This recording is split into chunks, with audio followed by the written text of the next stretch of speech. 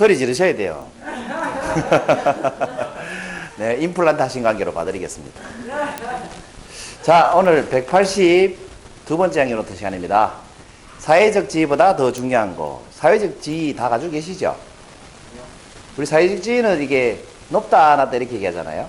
사회적 지위는 누구나 가지고 있는데, 이 사회적 지위보다 더 중요한 게 있다. 이런 생각을 해봤습니다. 여러분, 누군가요? 맞추시는 분이 신기하죠. 소크라테스 아닙니다. 네.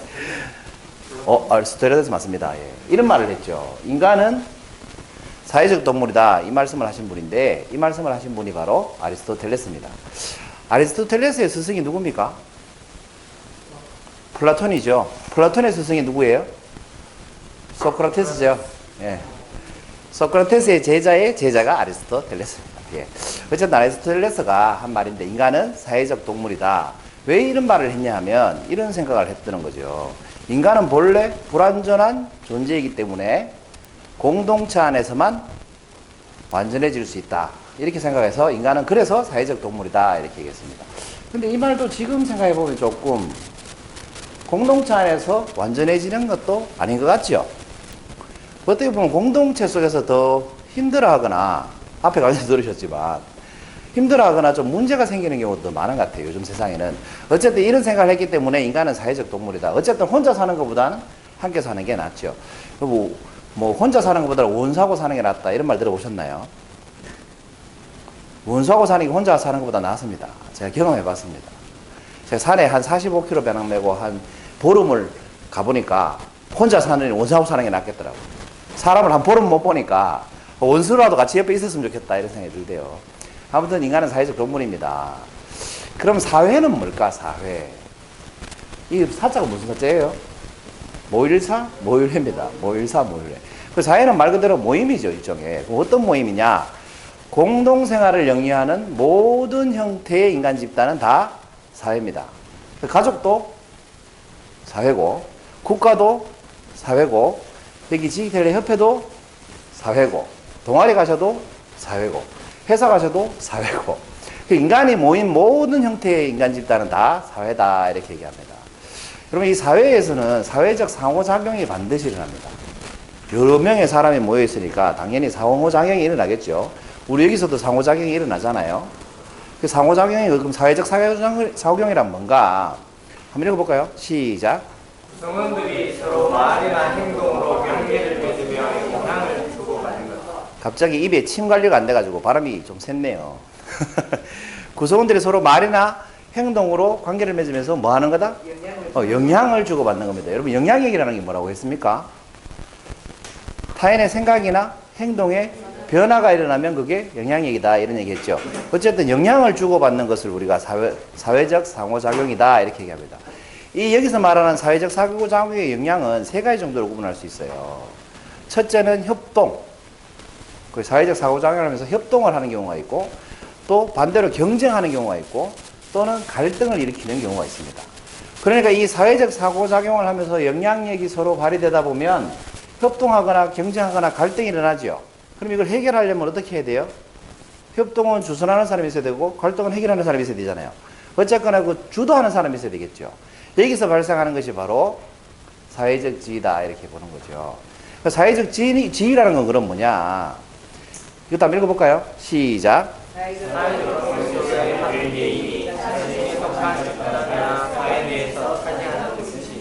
그렇습니다. 사회적 관계 속에 한 개인이 그 사회 집단에서 차지하고 있는 자기 위치, 이것을 사회적 지위다. 이렇게 얘기하죠.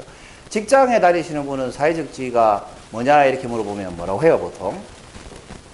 직장 다니시는 분의 그 직장에서의 지위가 뭐냐 이렇게 물어보면 직책을 흔히 얘기하죠. 뭐 팀장이다, 사장이다, 뭐 부장이다 이런 식으로 얘기하죠. 그 조직 내에서 사회적 지위가 되는 거죠. 이 위치는 두 종류가 있습니다. 이 사회적 지위는 크게 두 종류로 나누는데, 첫 번째는 귀속 지위, 두 번째는 성취 지위. 말만 봐도 귀속 지위라는 건 태어나면서부터 따라오는 선천적 지위입니다. 예를 들어서 뭐가 있을까요, 여러분? 우리 여성분들은 딸이죠. 누군가의 딸이잖아요. 난 딸로 태어날 거야. 결정하고 나오신 분. 엄마가 나보고 딸로 나올래, 아들로 나올래 물어봐가지고 내가 딸로 나오겠다고 결정하고 나오신 분은 계시죠? 내 의지와 상관없이 주어지는 자연적인 지위가 바로 귀속적 지위입니다. 타고나면서 지가 태어나면서부터 선천적으로 타고나는 지위죠. 성취 지위는 뭐냐? 후천적 지위라고 하는데 뭐 직장에서 승진하면 후천적으로 얻는 지위죠. 돈을 많이 벌어서 사회적으로 갑부가 되면 그게 다 후천적 지위죠. 사람들이 대부분이 가지는 지위는 성취 지위죠. 타고난 지위는 선천적 지위는 내가 어쩌지 할 수가 없지만 선천적 지위는 어쩔 수 없지만 우리가 후천적 지위는 어때요? 내 의지에 의해서 내 노력에 의해서 얼마든지 바꿀 수가 있죠. 그래서 인생 역전 뭐 이런 말이 나오잖아요. 어쨌든 이 사회적 지위는 귀속지위, 성취지위 두 종류로 나뉩니다. 여러분 딸 아들로 태어나는 거는 귀속지위인데 아빠 엄마는 귀속지위일까요? 성취지위일까요?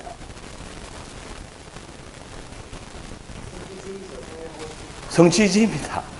성취지위입니다. 내가 딸 아들을 성취한 거예요. 맞죠? 그 태어난 자녀는 귀속지위가 되지만 엄마가 되거나 아빠가 되는 건 성취지위입니다. 그래서 귀속지위에 해당하는 사람은 책임을 질 필요가 없습니다. 내 책임이 아닙니다. 맞죠? 근데 성취지위를 누리려면 어떻게 해야 돼요? 책임을 져야 됩니다. 그래서 부모는 자식에게 책임을 져야 됩니다. 상사는 모아직원을 책임져야 됩니다. 내가 뽑았으니까. 그렇죠? 이 지위에 따른 사회적 역할이 주어지게 되는데 지위가 있으면 그 지위에 합당한 역할이 주어지게 되어 있습니다. 그런데 한 사람이 사회적 지위를 여러 개 가지게 되죠. 역할을 굉장히 많이 가지게 되죠. 학생의 사회적 지위는 뭡니까? 공부하는 거죠. 그래서 부모님들은 뭐라고 그래요? 넌 학생이잖아. 학생 해야 되는 일이 뭐야? 공부지. 그러니까 게임하지 말고 공부해. 이렇게 얘기하죠. 그렇지 않습니까? 그래서 이 지위에 따라서 사회적 역할이 따라오게 되어 있습니다. 이 사회적 역할이라는 것은 사람들이 그 지위에 맞는 어떤 활동을 기대하는 걸 역할이다. 이렇게 얘기합니다.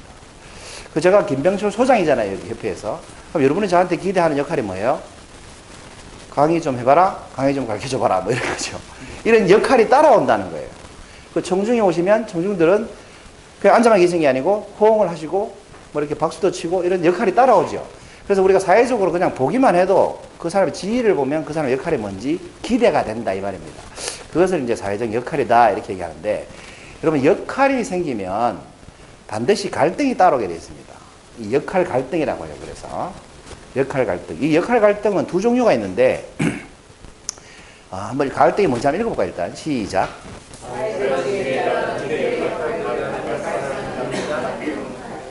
그렇죠. 기대하는 역할이 있는데 그 역할을 안 하면 아니면 못하게 되면 갈등이 일어난다 이렇게 보는 거죠. 크게 두 종류가 있습니다. 역할 모순과 역할 긴장 이렇게 얘기합니다. 이 그림에 보면 한 여성이 있죠. 근데 그림을 보니까 이 여성이 직장인 같죠. 직장 다니고 있잖아요. 그런데 동시에 뭐예요? 애엄마죠. 그럼 이분이 가지고 있는 사회적 지위는 두 개죠. 한 명인데 직장인이라는 사회적 지위가 있고 엄마라는 사회적 지위가 있잖아요. 이때 갈등이 생기죠. 회사에서 야근해야 될 형편인데 애도 보러 가야 돼. 그럼 애 보러 가야 되나? 야근해야 되나? 이런 갈등이 생기잖아요. 이런 갈등을 역할 모순이다 이렇게 얘기합니다. 한 명이 두 개 이상의 지위를 가졌을 때 생기는 갈등, 역할 갈등을 역할 모순이다 이렇게 얘기합니다. 그럼 역할 긴장은 뭐냐? 그 지위는 하나밖에 없는데 두 가지의 역할을 요구받을 때 역할 긴장이다 이렇게 얘기합니다. 예를 들어서 선생님은 학생을 대할 때 선생님이라는 사회적 지위가 있죠. 그러면서 동시에 이 아이를 사랑해야 된다는 선생님 이외의 책임감 같은 게 있죠. 뭐 엄마 얘기합시다. 엄마 같은 경우에 아이를 사랑해줘야 된다는 역할도 있고 아이한테 공부시켜야 된다는 역할도 있잖아요. 그리고 공부하라고 야단을 쳐야 될지 아니면 놀아도 그냥 사랑해줘야 될지 이런 갈등을 하잖아요. 그런 걸 역할 긴장이다 이렇게 얘기합니다. 여성들 같으면 남편한테 여자로서 대해야 될지 아니면 와이프로 대해야 될지 이런 갈등이 일어나죠. 그러니까 이제 역할 긴장이다 이렇게 얘기합니다. 도통 오늘 관심이 별로 없네요. 아무튼 역할 모순, 역할 긴장 이렇게 얘기합니다. 요즘 갈등 있는 분들이 많아가지고 공부에 집중이 잘 안 돼요. 이 사회적으로 참 인간미가 자꾸 떨어지니까 인간 사회에 갈등이 자꾸 많이 생기는 것 같아요. 쓸데없는 상상하지 못했던 이런 갈등이 많이 생기는 것 같아요. 어쨌든 이런 갈등은 두 종류가 있다는 정도만 아시면 되고 여기 이 갈등이 바로 이제 문제인데 사회적 지위에 따라서 결과적으로 기대되는 역할들 있잖아요. 그 역할들이 올 때 우리가 갈등을 하게 된다. 그럼 이 갈등을 크게 이제 이런 식으로 물어볼 수 있죠. 여러분은 해야 하는 일을 하면서 살고 싶습니까? 아니면 하고 싶은 일 하면서 살고 싶습니까? 그게 해야 되는 일이죠. 방금 둘 다 해야 될 것 같다 이렇게 하셨잖아요. 여러분 해야 될 일을 하고 사십니까? 아니면 하고 싶은 이렇게 물어보죠. 해야 되는 일을 하고 살고 싶으세요? 하고 싶은 일 하고 살고 싶으세요? 하고 싶은 일 하면 살고 싶죠. 그 되든 안 되든 마음이 해야 되는 일을 하고 살고 싶으세요? 하고 싶은 일 하고 살고 싶으세요? 하고 싶은 일 하고 살고 싶습니다. 여러분 해야 하는 일 하면서 사는 것이 행복할까요? 하고 싶은 일 하면서 사는 게 행복할까요? 그렇습니다. 다 아시네요. 다 하고 싶은 일 하면서 살고 싶으시죠? 그럼 이렇게 한번 물어보시죠. 나는 지금 현재 하고 싶은 일 하면서 살고 있다 손 들어보세요. 복 받으셨어요. 여기는 왜 이렇게 하고 싶은 일 하고 사시는 분이 많아요? 그렇군요. 나는 지금 하고 싶은 일을 하면서 살고 있는가? 이렇게 물어볼 필요가 있다, 자기 자신에게. 여러분, 대부분의 사람들은 해야 되는 일을 하면서 살죠. 여기 있는 분은 하고 싶은 일 하고 사시는 분들이 많아도 대부분의 사람들은 해야 되는 일을 하면서 사는 경우가 많습니다. 그래서 이 해야 되는 일을 하고 사느라 뭘 못해요? 하고 싶은 일을 하면서 살 기회를 자꾸 놓치게 되죠. 그래서 결국 뭐예요? 하고 싶은 일을 평생 못하다가 가게 되는 분들이 참 많더라라는 겁니다. 어쨌든 나는 지금 하고 싶은 일을 하면서 살고 있는가 이렇게 늘 물어봐야 되는데 여기 하고 싶은 일을 하면서 사는 한 소녀가 있습니다. 동영상 좀 틀어주세요.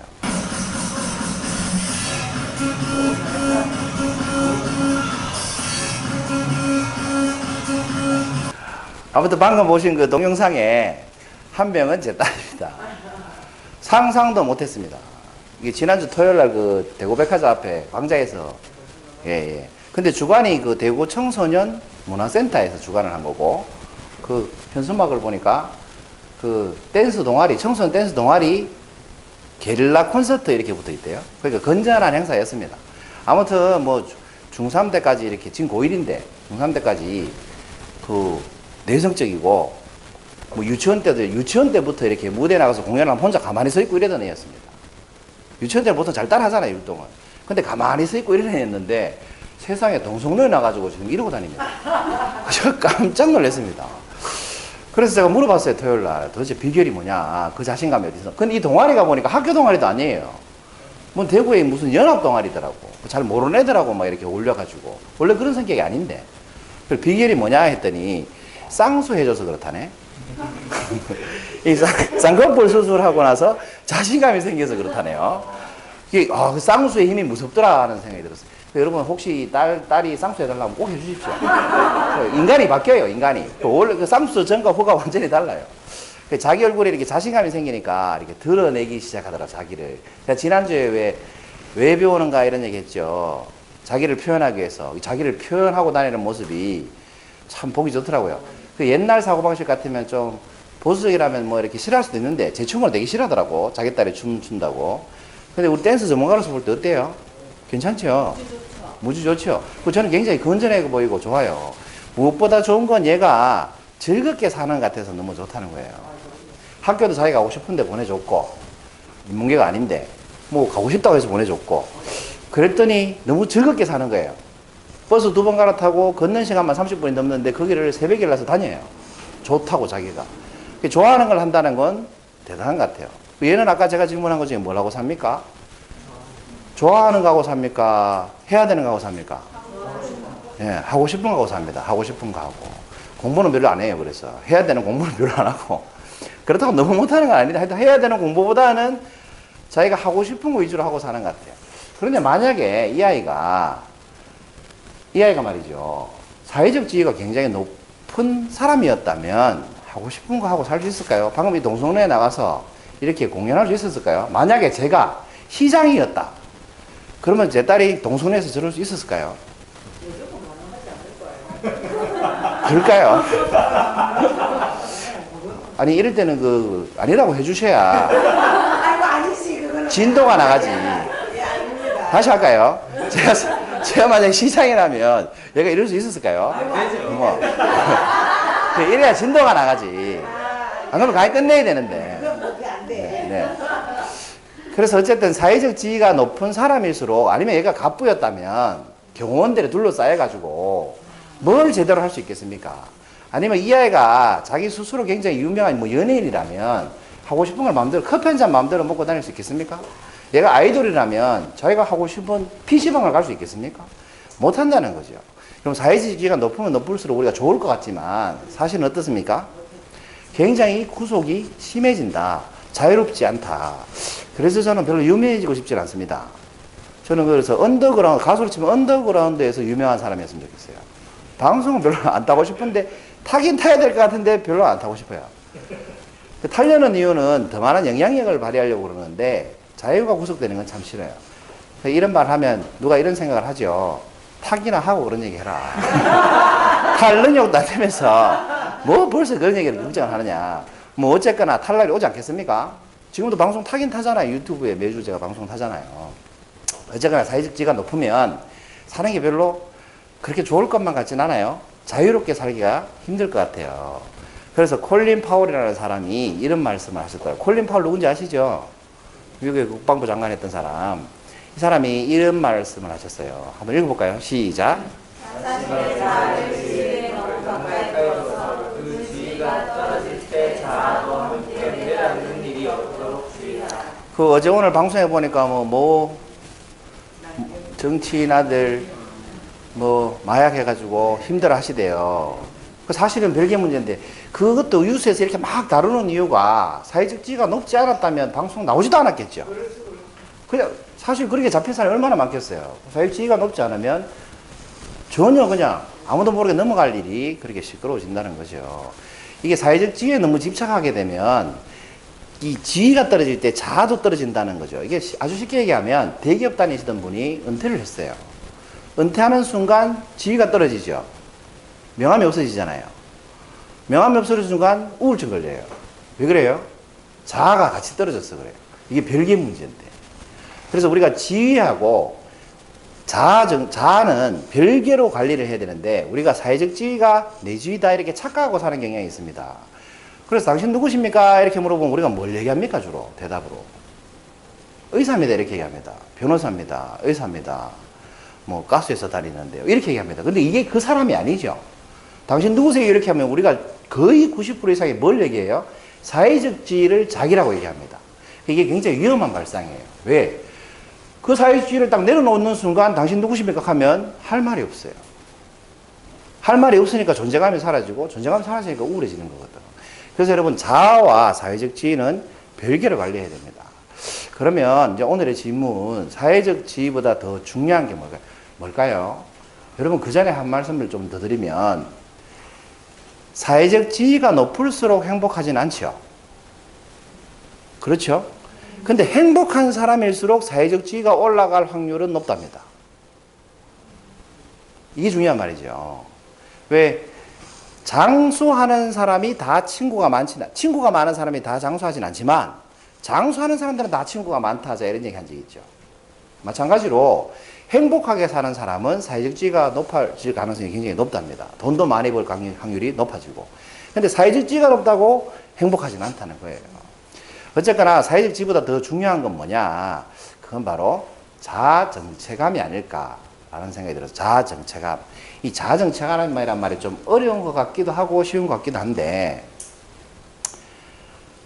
한번 읽어볼까요? 일단 시작. 자신을 시간의 흐름에 따라서 본질적으로 불변하는 실체로 인식하는 개인적. 어렵죠. 자, 쉽게 얘기해 볼게요. 쉽게 해볼게요. 우리 정연쌤은 과거의 정연이라는 사람, 현재의 정연이라는 사람, 미래의 정연이라는 사람이 같은 사람인 것 같아요? 다른 사람인 것 같아요? 다른 사람일 것 같다. 어떠세요? 그래요? 어떠세요? 선생님? 같은 사람인데 시대의 흐름 따라서 좀 얘가 변화되고. 그렇죠. 변화하되 같은 사람이다.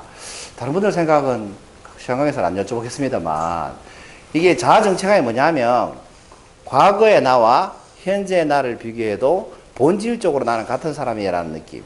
그리고 미래의 나를 생각해봐도 지금과 본질적으로는 같은 사람일 것이다 라고 느끼는 거. 이렇게 느낄 때 우리가 자아정체감이 있다. 못 느끼면 자아정체감이 없다 이렇게 얘기합니다.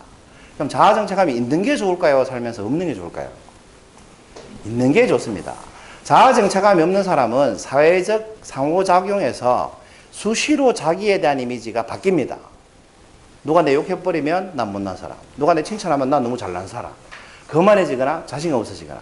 근데 자아정체감이 명확한 사람은 사회적 상호작용에서 누가 나보고 뭐라고 하든 사회적 지위가 높든 낮든 내가 사회적 지위가 있든 없든 나는 본질적으로 이런 사람이야 라는 정체감을 갖고 산다는 거죠. 자아정체감. 이걸 자아정체감이다 이렇게 얘기합니다. 그러니까 여러분 자아정체감이 명확해야 사회적 지위에 휘둘리지 않고 행복하게 살 수 있다 이 말입니다. 더 쉽게 얘기하면 나로 살아야 더 행복하게 살 수 있다. 그래서 사회적 지위보다 더 중요한 건 뭐예요? 나라는 사람이 본질적으로 어떤 사람인가를 알고 사는 것. 그걸 자아정체감이다 라고 얘기하죠. 가장 훌륭한 예로 이런 예가 있습니다. 여러분 알렉산더 대왕 아시죠? 알렉산더 대왕이 이 전투에서 승리를 하고 돌아와서 전쟁에서 승리하고 돌아와서 다른 모든 철학자들이 그리스에 있는 모든 철학자들이 자기한테 와서 고개를 숙이고 인사를 하는데 한 명의 철학자만 유명한 철학자인데 자기한테 와서 인사를 안 하는 거예요. 그래서 알렉산더 대왕이 군사를 이끌고 직접 갔습니다. 갔는데 그 철학자 이름이 디오게네스라는 철학자예요. 갔는데 이 노숙을 하고 있는 거예요. 여러분 견유학파라고 들어보셨나요? 이때 견자가 개견자입니다. 왜 견유학파라고 하냐면 개처럼 산다고 견유학파라고 합니다. 이 그리시대 이 시대에 이분도 소크라테스 따지고 보면 소크라테스의 저 밑에 제자에 해당하는데 개처럼 사는 거예요. 그러니까 재산 필요 없고 집 필요 없고 좋은 거 다 필요 없고 그냥 이 무소유의 상태로 사는 삶을 추구하는 철학자. 그런 사람이 이 디오게네스였어요. 이 디오게네스는 노숙자처럼 살고 있는 거예요. 지금 보면 이게 통에서 사는 거예요. 통. 잠을 막 통에서 자고 이렇게 쉬고 있는데 알렉산더 대왕이 탁 나타나서 이렇게 얘기합니다. 여기 소원이 있으면 말해보게. 그랬더니 이 디오게네스가 뭐라고 했어요? 아주 유명한 일하죠.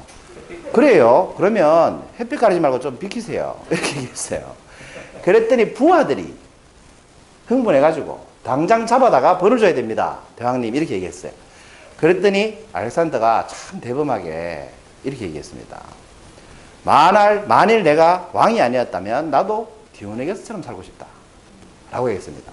이게 뭘 의미합니까? 이 왕이라는 사회적 지위가 최고의 지위지만 그만큼 구속이 많다는 거죠. 근데 이 디오게네스는 보니까 가진 게 없어 보여도 왕한테 이렇게 말할 정도로 배짱 있고 자유롭게 사는 모습이라는 거예요. 그래서 이렇게 얘기를 했습니다. 만약 내가 왕이 아니었다면 디오게네스처럼 살고 싶으니까 내버려둬라 이렇게 얘기했어요. 부하들한테. 그랬더니 디오게네스가 그 말을 듣고 또 이렇게 대답을 합니다. 나도 만일 내가 디오게네스가 아니었다면 뭐라고 했겠습니까? 디오네게스처럼 살겠습니다. 이렇게 얘기했어요. 나도 내가 디오게네스가 아니었다면 디오네게스처럼 살고 싶다. 이렇게 얘기했어요. 이 사람은 뭐예요? 자아정체감이 확실한 사람입니다. 자기는 본질적으로 죽을 때까지 어떻게 디오네게스로 살고 싶다라고 얘기했습니다. 그리고 사실인지 아닌지 모르겠는데 이 사람이 자기가 죽을 때도 일부러 숨을 참고 그냥 죽었다네요. 이게 자연사한 게 아니고 자기가 죽고 싶어서 그냥 숨을 안 쉬고 죽었대요. 뭐 그런 일화가 있어요. 그만큼 이게 자아정체감이 뚜렷한 사람입니다.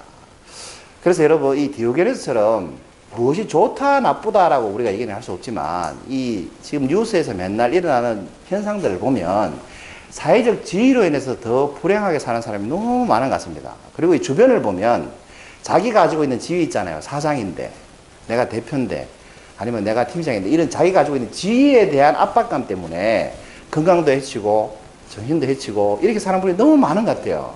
그러니까 여러분 그렇게 살지 말고 우리 좀 없어도 디오게네스처럼 근데 이 정신의 풍요로움을 치면 알렉산더보다 디오게네스가 훨씬 낫지 않습니까?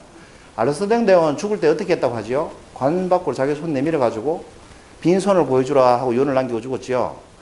왜 그랬어요? 인생 공술의 공수거다. 빈손으로 왔다 빈손으로 간다는 걸 보여주려고 그렇게 유언을 남기고 죽었잖아요. 그래서 전 세계를 지배해도 갈 때는 빈손으로 가는 알렉산더 대왕보다 풍요롭게 마음이 풍요롭게 살다간 디오게네스가 오히려 더 나을 수도 있다. 그래서 여러분 사회적 지위 높으면 좋죠. 그러나 그보다 더 중요한 건 뭐다? 자아정체감이다. 다시 말해서 내가 주는 나한테 주는 나의 지위 그것이 훨씬 중요하지 않을까 그런 생각을 해봤습니다. 여러분 자아정체감 확립하면서 사시기 바랍니다. 180두 번째 이야기는 어떻습니다?